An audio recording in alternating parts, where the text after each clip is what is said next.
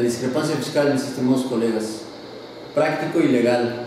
Muy bien, el tema de discrepancia fiscal, está viendo por ahí algunas opiniones y algunos programas de algunos contadores, y bueno, hay opiniones encontradas referente al tema, pero lo que sí bien es cierto es de que hay mucho descuido por parte de los contribuyentes, y ya nada más no pueden de ser los contribuyentes, sino de todas las personas físicas, relativo a cómo debemos de cuidar el aspecto de cómo estamos moviendo nuestro dinero, y más cuando se trata de dinero en efectivo, y que no tengamos la posibilidad de poder comprobar en determinado momento de dónde proviene ese dinero en efectivo, principalmente que ya tenga un origen en el cual ya liquidó impuestos. Entonces, esto es lo más importante. Nos hicieron un cambio para este ejercicio 2014, de acuerdo con la ley del impuesto sobre la renta, que fue publicada el 11 de diciembre del 2013. Hay un cambio en el número del artículo.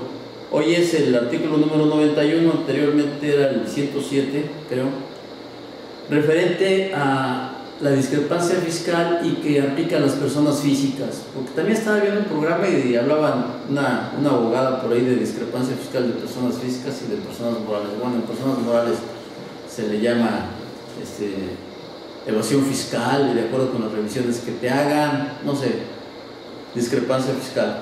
Muy bien, entonces el artículo 91 nos especifica claramente que es aplicable a las personas físicas, las cuales pueden ser objeto del procedimiento de discrepancia fiscal.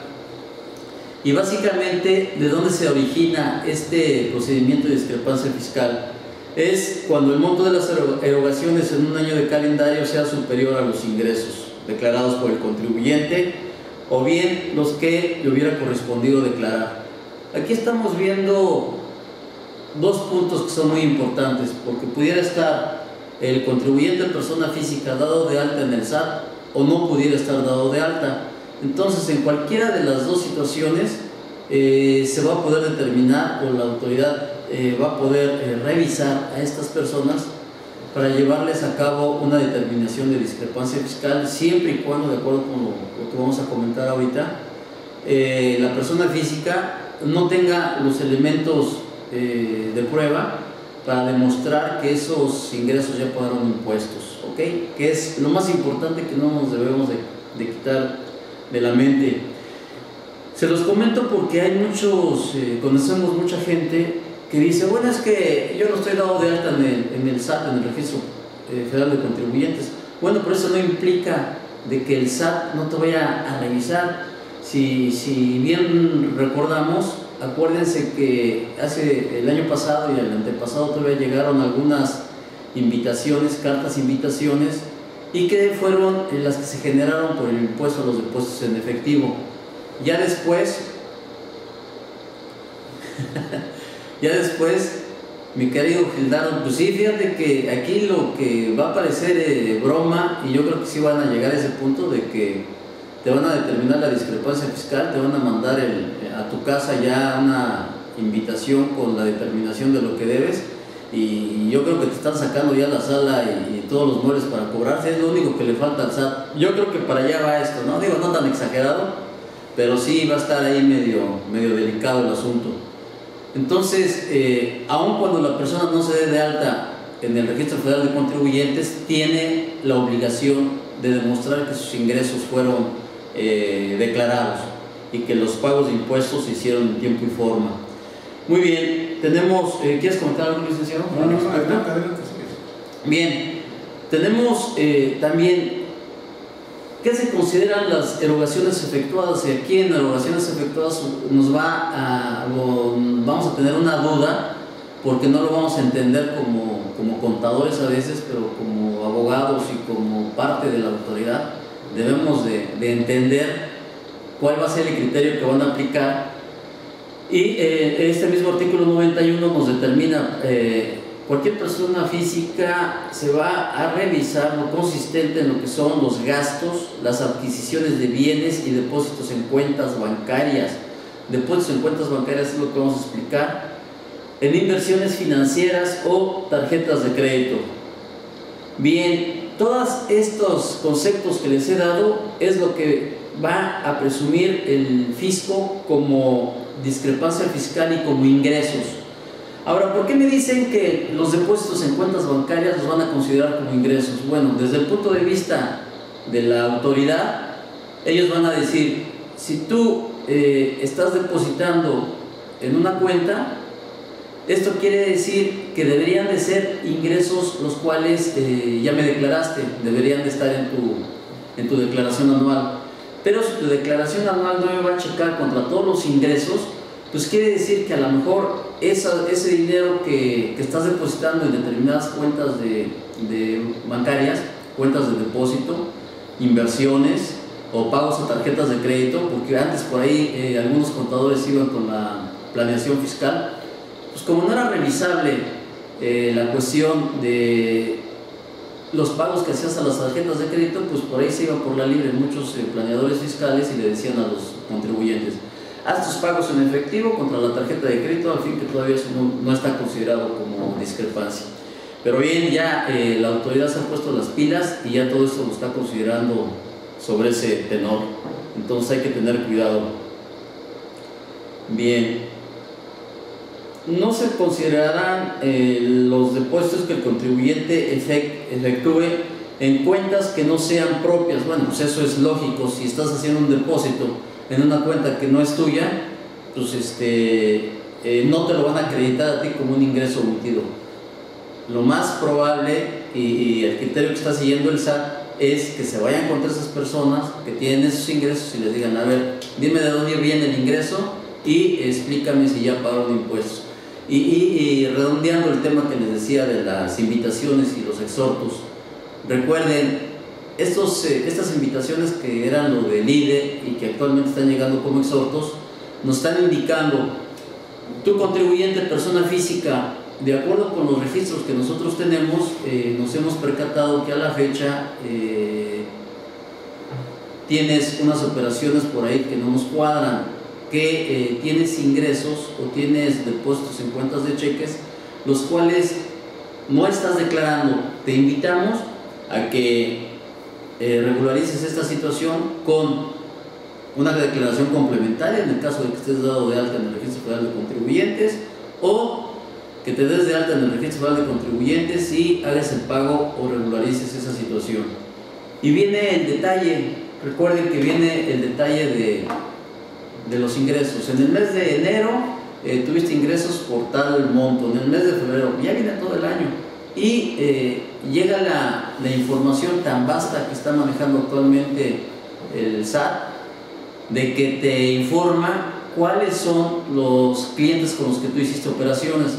Entonces, ni para dónde hacerse, mis estimados colegas, hay que tener mucho cuidado con estas operaciones y sobre todo porque miren, seguimos encontrándonos con algunos contribuyentes, con algunos amigos que dicen, no, yo no tengo ningún problema con los depósitos, nunca me han caído y a mí para que me caigan va a estar bien difícil. Bueno, nosotros hemos tenido la oportunidad de recepcionar por parte de algunos contribuyentes sus invitaciones y sus exhortos, que en algunos casos eran como de 15, 25 mil pesos de impuestos, de diferencial de impuestos.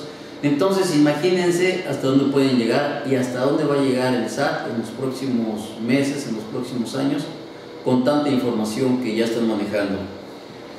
Ok, entonces ahí está otro punto que es muy importante que no dejen de tomar en consideración.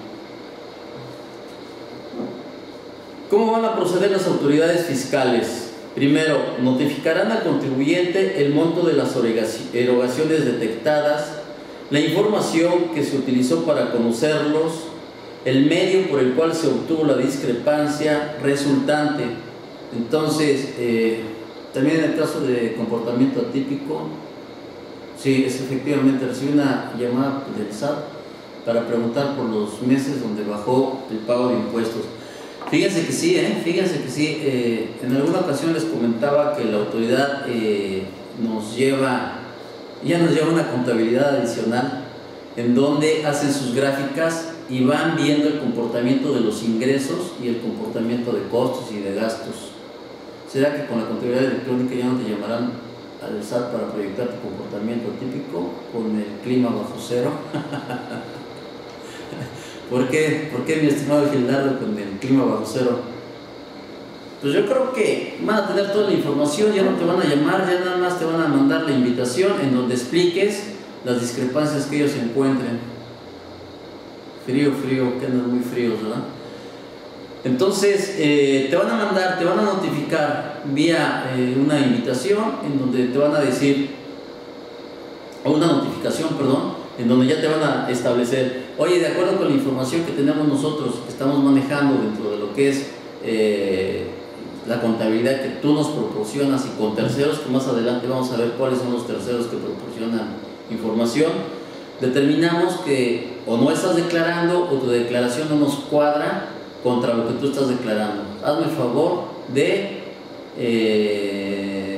exacto, sí, pues pudiera hacer una preliquidación, pero en este caso tenemos oportunidad de aclararle al fisco de dónde provienen esos ingresos, siempre y cuando tengamos los documentos idóneos. Segundo punto, notificado el oficio a que se refiere la fracción anterior, el contribuyente contará con un plazo de 20 días, nos van a dar 20 días, para informar por escrito a las autoridades fiscales, contados a partir del día siguiente a la fecha de notificación, el origen o fuente de procedencia de los recursos con que efectuó las erogaciones detectadas y ofrecerá en su caso las pruebas que estime idóneas para acreditar que los recursos no constituyen ingresos gravados en los términos del presente título. Las autoridades fiscales podrán por una sola vez requerir información o documentación adicional al contribuyente, la que deberán proporcionar de acuerdo con el Código Fiscal. Bien, entonces vamos a tener 20 días para decirle al SAT, mandarle un escrito con los documentos y explicarle, oye, este ingreso me hizo un traspaso a algún hermano, alguien me hizo un préstamo, o de donde haya venido el dinero. Esto no es ingreso porque a lo mejor es el pago que alguien me hizo de un préstamo que yo le hice anteriormente. Pero aquí nos encontramos con un grave problema también, y por ahí estaba viendo algunos comentarios de algunos abogados, licenciados, que ya lo comentarás en tu exposición, de que decía una abogada, el dinero que tú le des a tus ascendientes y descendientes en línea recta van a ser, no vas a tener que comprobarlos porque se pudieran tomar como donativos, pero si te sales fuera de ese ámbito, entonces tendrás que hacer vía notario una escritura en donde estés anotando cuánto es el importe que le estás dando de algún donativo a alguna persona.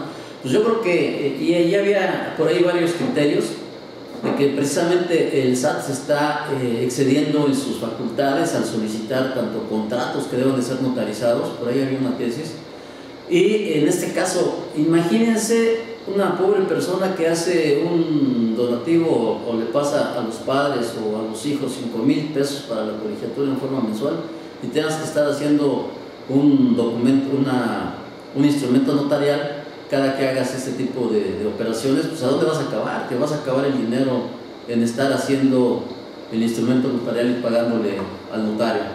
Entonces ahí yo creo que hay que hacer algún documento, pero con 2 testigos y con los comprobantes respectivos, porque no vamos a acabar. Y les comentaba, ya hay un criterio, por ahí hay algunas tesis. Entonces ya nos vamos al punto tercero, acreditar la discrepancia. En el caso de que ustedes no den los elementos convictivos a la autoridad de que esos ingresos no, o la discrepancia no procede, porque no son ingresos o ya pagaron impuestos, entonces, punto tercero, acreditada la discrepancia, esta se presumirá ingreso grabado y se formulará la liquidación respectiva, considerándose como ingresos omitidos el monto de las erogaciones no aclaradas y aplicándose la tarifa prevista en el artículo 96 de esta ley al resultado así obtenido. Muy bien, pues hay que tener en cuenta de que si ustedes dentro de los 20 días que nos está otorgando la ley no dan los documentos y no contestan bien de dónde provienen esos ingresos, pues ya la autoridad lo tomará como una diferencia sobre la cual se deberán de gravar de acuerdo con la tarifa del artículo 96. Les comentaba yo en alguna ocasión, y les recuerdo lo delicado que es este asunto. En alguna ocasión llegaron a revisar a un doctor y recuerden que para efectos del Código Fiscal de la Federación ya todo es contabilidad. Todo documento que tengas dentro de tu empresa integra lo que es la contabilidad. Entonces, en el caso de los doctores, era peligroso el aspecto de la libretita que llevan de citas, porque llegaban y secuestraban la libretita de citas, se quedaban con ella para revisarla y con base en eso les hacían la estimativa de los ingresos. Y tenían razón, porque a los médicos nunca les cuadraban los ingresos contra las citas que tenían agendadas para el día. Pues sabíamos que no depositaban todo el dinero. Entonces, tener cuidado con cualquier documento que manejen dentro de la empresa, que no lo dejen expuesto y que todo esté cuadrado perfectamente bien. No vayan a hacer una anotación ahí que no proceda, porque van a tener que dar explicaciones que, bueno, no nos las vamos a acabar. Entonces, así está el asunto. Concepto de erogaciones. Déjenme explicarles rápidamente que la ley del impuesto sobre la renta considera como erogaciones los gastos, las adquisiciones de bienes y los depósitos en cuentas bancarias o en inversiones financieras.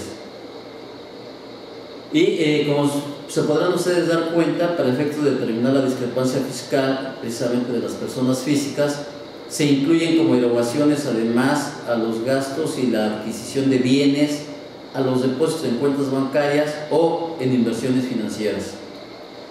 Los gastos los definimos de acuerdo, o encontramos la definición de acuerdo con la Real Academia Española del Diccionario, que gastar significa la acción de expender o emplear el dinero en una cosa o en un servicio. En este caso, el dinero sale del patrimonio del particular y como consecuencia de esta acción se pierde el ámbito de la disponibilidad. Por ejemplo, cuando contratamos un profesional, cuando arrendamos un bien y pagamos servicios públicos, ahí es cuando gastas tu dinero, se desaparece el dinero, se te convierte en un servicio, se te convierte en un sueldo que le estás pagando a una persona, en un gasto, ¿ok? Y ya no tienes el dominio de ese dinero. En el aspecto de adquisición de bienes, pues en este sentido gastamos para adquirir bienes.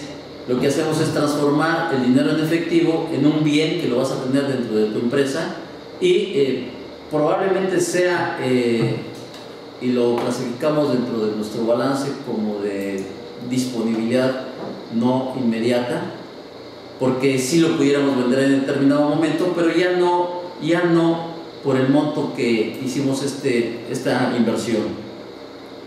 En el caso de depósitos en cuentas bancarias o inversiones financieras, en este caso no estamos ante un gasto o una adquisición de un bien, ¿ok?, sino ante un acto jurídico o contrato de depósito regulado por la Ley General de Títulos y Operaciones de Crédito. Y en las leyes que regulan las operaciones del sistema financiero, tales como las instituciones de crédito. En el depósito de una suma determinada de dinero se procede a transferir la propiedad del dinero al depositario o deudor, la institución financiera. Con esto constituimos con este acto una relación deudor-acreedor y como consecuencia el deudor se obliga a restituir la suma depositada con o sin interés.